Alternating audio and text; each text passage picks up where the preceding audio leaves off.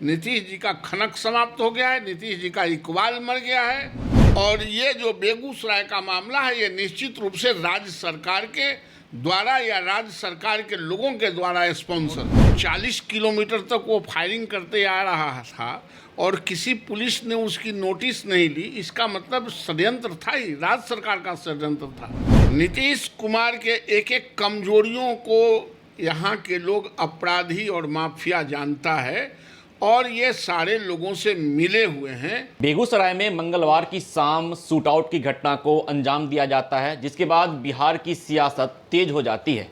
BJP के बिहार के शीर्ष नेतृत्व एक और जहां बेगूसराय के सड़क पर उतर जाते हैं, वहीं जदयू और आरजेडी का कहना है कि इस पूरे घटना के पीछे बीजेपी का हाथ है। षड्यंत्र की तरह इस घटना को अंजाम दिया गया है। हमारे साथ हैं अभी बीजेपी के एमएलसी नवल किशोर यादव।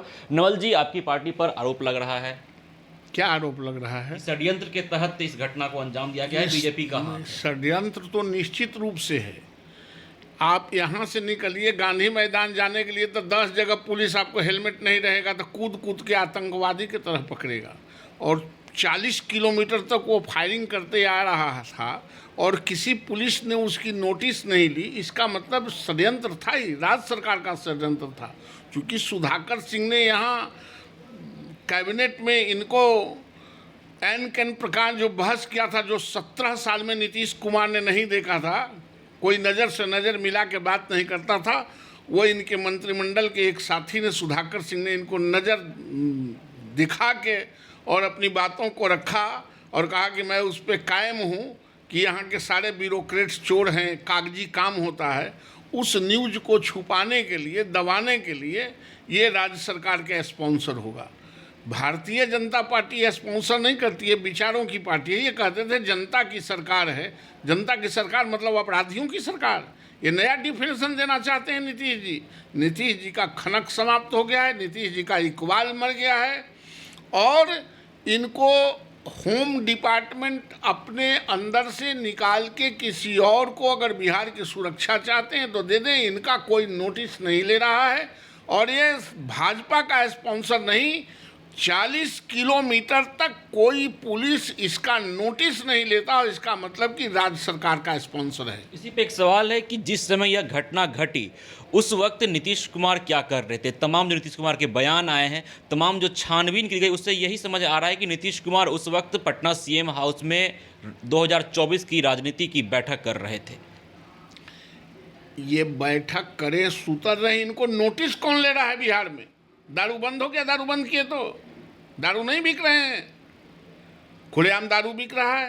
ये बालू बंद कर दिए, बालू नहीं उठाया जा रहा है। इनको नोटिस कौन लेता है?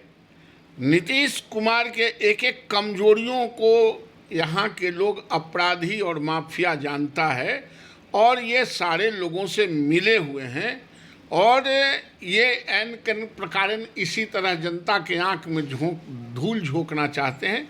नीतीश कुमार जी का खनक समाप्त हो गया है, इकबाल मर गया है, उसका ये परिणाम है। और ये जो बेगूसराय का मामला है, ये निश्चित रूप से राज्य सरकार के द्वारा या राज्य सरकार के लोगों के द्वारा स्पॉन्सर है। 30 घंटे से ज़्यादा हो गए, अभी तक अपराधी की गिरफ्तारी नहीं हुई है। यहाँ तक कि ये भी नहीं समझ में आ रहा है कि अपराधी कौन थे। जो जसप्रीत गवाह हैं, जहाँ तक हमने भी कल रिपोर्ट की वहाँ जाके, तो वो बोल रहे हैं कि एक गाड़ी से 2 लोग आए थे। वहाँ के एसपी जो फुटेज निकाल कर सामने जा रहे हैं, उसमें 2 बाइक पे 4 लोग सवार हैं।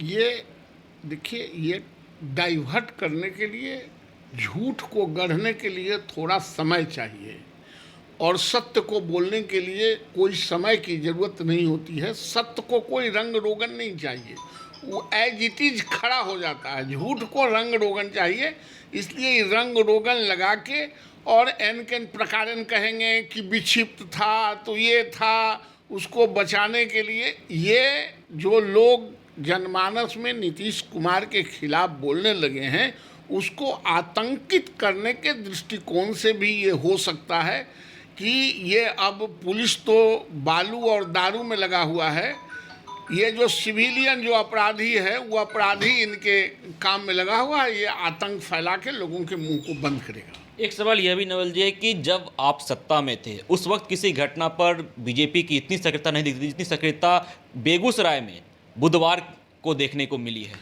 उस दिन सक्रियता जीरो ग्राउंड पर हो या नहीं हो, लेकिन नीतीश कुमार पर सक्रियता जरूर रहता था। हम लोग अटैक करते थे। संजय जायसवाल जी ने भी जो अटैक किया था, इनको कहा था जिसे तिलमिलाहट बढ़ा, कुटकुटाया, वो इन्हीं मुद्दों पर जहां इनसे स्लिप करता था भारतीय जनता पार्टी उनको आगाह कर देती थी, दबदबाती थी, इसीलिए यहाँ से भागे हैं।